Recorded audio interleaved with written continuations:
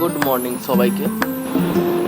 The next top rider চ্যানেলে সকলকে আবারও স্বাগত। অ্যাপ অন করতেই আজকে প্রথম ভাড়া পেয়ে গেলাম ডানকুনির কাছাকাছি থেকেই, একদম ডাইরেক্ট দক্ষিণেশ্বর মেট্রো স্টেশন। এই কাস্টমারকে দক্ষিণেশ্বর মেট্রোর সামনে ড্রপ করে তারপরেই পরবর্তী ভাড়া পেয়ে গেলাম একদম বালিখাল থেকে DLF 2 চলে গেলাম সেই উদ্দেশ্যে। কাস্টমার পিক আপ থেকে ড্রপ একদম দক্ষিণেশ্বর বেলঘরিয়া এক্সপ্রেসওয়ে ধরে এয়ারপোর্ট হয়ে নিউ টাউন গিয়ে পৌঁছালাম।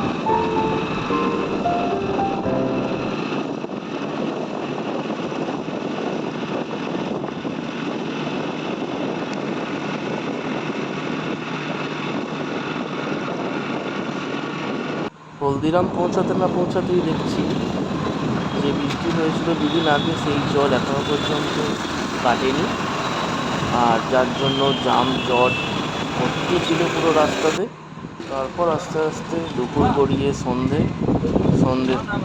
গড়িয়ে রাত, একের পর এক আজকে বুকিং কমপ্লিট করতে করতে কখন যে দিন পার করে সন্ধে পার করে রাত হয়ে গেল বুঝতেও পারলাম না। তোমাদেরকে আজকে একটা ভালো জায়গা দেখাবো। নিউ টাউনে সায়েন্স সিটি ক্রস করার পরে ITC রয়্যাল বেঙ্গল, ঠিক তার পাশেই JW মেডিকেল। রাতের আলোয় এদের সৌন্দর্য সত্যি দেখার মতো।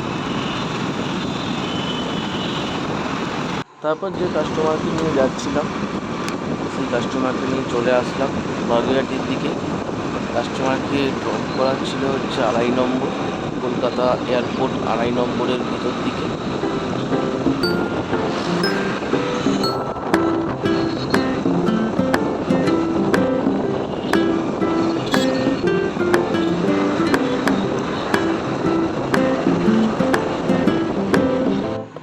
এই কাস্টমারকে ড্রপ করার পরে এয়ারপোর্ট 3 নম্বর মোড় মাথায় কিছুক্ষণ দাঁড়িয়েছিলাম।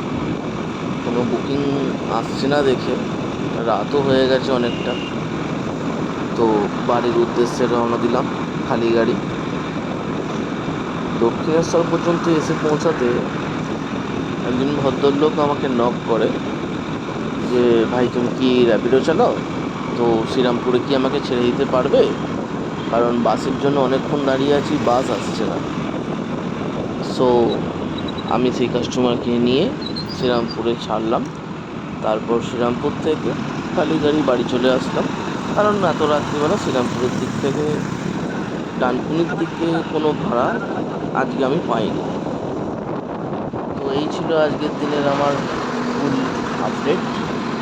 তো সাথে থেকো, ভালো থেকো, লাইক ফলো সাবস্ক্রাইব করতে ভুলো না। দ্য নেক্সট স্টপ রাইডার তোমাদের জন্য আবার নেক্সট ভিডিও নিয়ে খুব তাড়াতাড়ি আসছি।